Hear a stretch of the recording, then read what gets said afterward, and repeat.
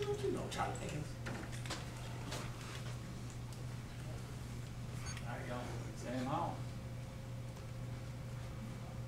Sam, first question for you is basically coming off the weekend that was you guys beating your rival, getting the victory bell, the emotion coming out of that game and coming out of October, and you guys are in a position where you have so much more that you can achieve. How is the team containing the emotion from that Duke game and moving on from that and preparing for a formidable opponent with Virginia? Yeah, I mean, we definitely celebrated the win after the game. Then we reviewed the film on Sunday, and after that, it's all about Virginia. I think the team knows what's ahead of us, but we're just trying to take it one step at a time, one game at a time, one day at a time.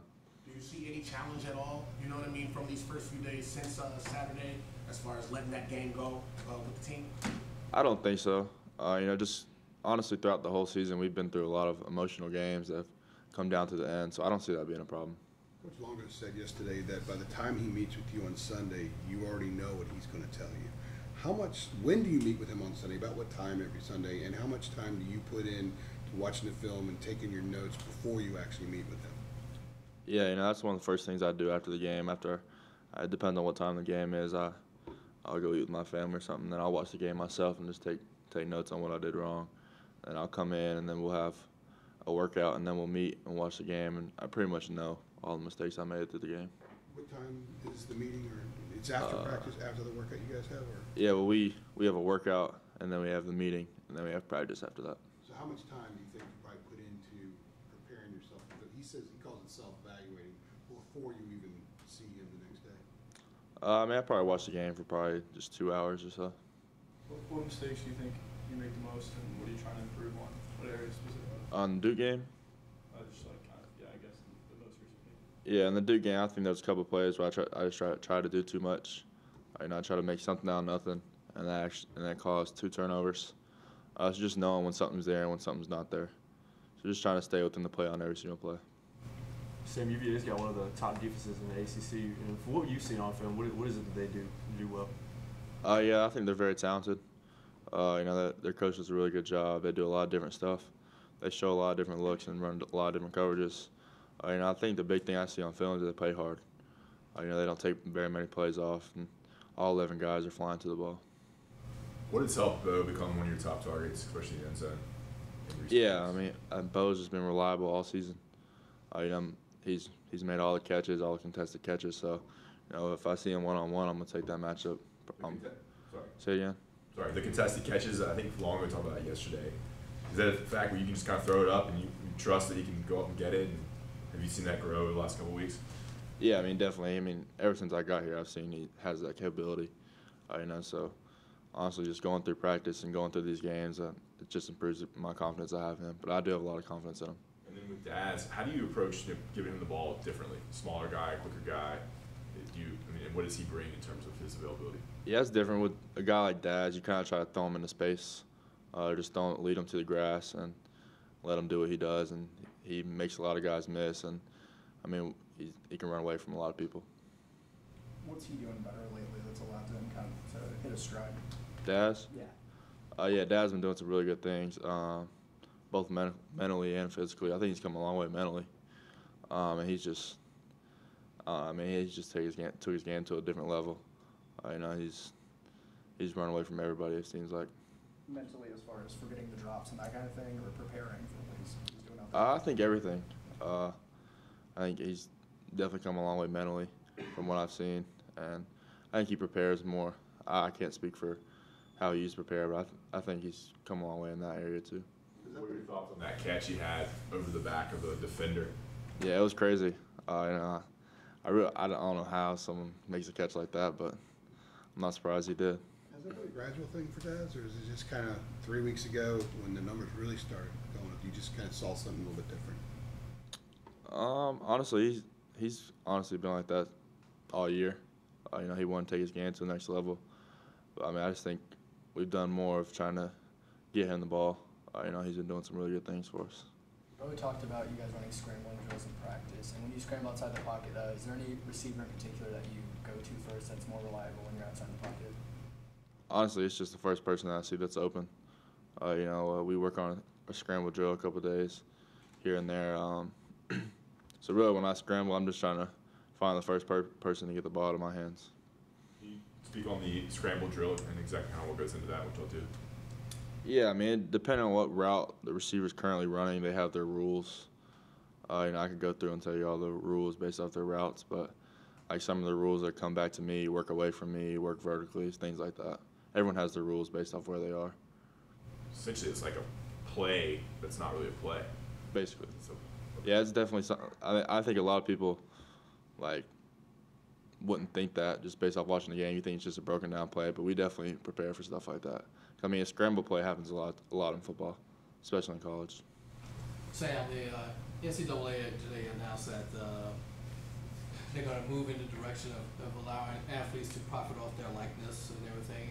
You as a quarterback, how do you see that? How do you feel about them maybe let that happen in the future? Yeah, I mean, I think there's definitely a lot that goes into it. I feel like it could be good for the players for them to be able to earn money and stuff like that. I think there's also some problems that could be created from it. So I don't know. I think they just got to make sure there's the right rules in place just so it's done properly. What problems do you see? Can you expound on that, please? I mean, I think a lot of people know a lot of the possible problems, but a couple of things are maybe things in the locker room with certain players making a lot more money than other players. There could be some locker room problems, things like that, and then obviously recruiting stuff, things like that. As a guy who, as a quarterback, you could have come into school from high school into college with a lot of Instagram followers or whoever and everything. Does that, person coming in, does it, excite you, that this could be happening in the near future? Yeah, I mean, I definitely. Yeah, I mean, just because, I mean, we don't really have the opportunity to make money anyway, honestly. So I think it's honestly a good opportunity for college athletes. It's something that no one's ever really been able to have before. So, I mean, I definitely just hope it's done the right way. That's the only thing I have to say about it. Did you grow up looking forward to seeing yourself in the video game? Yeah, definitely playing. That's really the only thing I want back is the video game. You and me both. Yeah. Did you have a particular team? Probably the last one that came out. What was that? 14, I think. 14, 15, something like that. Yeah, I played with Anthony Boone at Duke. I know it hurts to say it, but that was my guy, so I played with him. As a quarterback coming up, do you get anything as a young guy seeing the defenses and learning how to read defenses in the game or anything like that? Are you talking about the video game? Yeah, the video game. It's interesting you say that. Actually, there's a lot of like younger football players that actually learn coverages from Madden because like the coverage and stuff on Madden are the actual coverages. Only thing that Madden can't like have is like human instinct, things like that. But you can actually definitely learn a lot from playing the video game if you're doing it the right way. LeBron said when he plays 2K, he plays like a legit way, pick and rolls and all that stuff. When you play Madden, you play how you normally play in the game out here. Yeah, definitely, just because most people aren't. So if you just look at their defense, you know what routes and stuff are going to be open. So I definitely try to out-scheme who I'm playing. Do I punt? No. I never punt. It don't matter how long it is, I'm going for it. What does it mean to you to be a part of this team that has kind of like changed the culture from last year, going from 2 wins and going into November, competing for a division championship? What does it mean to you to be the quarterback of this specific team? It means a lot. These guys have been through so much here. And just to be out there on the field with those guys and go through this process with them has really meant a lot for me because those guys have been working so hard. And they deserve all of this.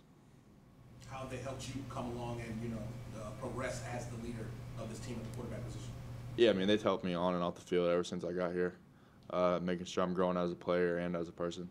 So just always being there for me and leading me in the right way. Being the starting quarterback, you have people coming up asking for pictures when you're walking down Franklin Street, that sort of thing now? Yeah, it's definitely grown since I've gotten here. Now the season started. Yeah, it's starting to pick up a little bit. Is it a little strange for you? I mean, yeah, a little bit. I still went through that a little bit in high school. I didn't come from a really big town, so most people knew who I was in high school. Has it been gradual? Like every week, it's like a little bit more attention, or was there? Yeah, I would say it probably picks up a little bit more every week. What's the weirdest request you've gotten? I You mean, can share with us. I'll say one thing. And the weird thing in high school was like people just like you just get letters in the mail from random people of like pictures they want autographed, and the first thing you think is like, oh, these people know where I live, all this weird stuff. So I'd say the weird stuff is just mail that you get from random people. How much mail do you get? I mean, it wasn't an extreme amount, but you get stuff from different people. All right. Thanks, Sam. Thanks, Sam. Appreciate you, Thanks, Sam. Sam. Thank you, Sam.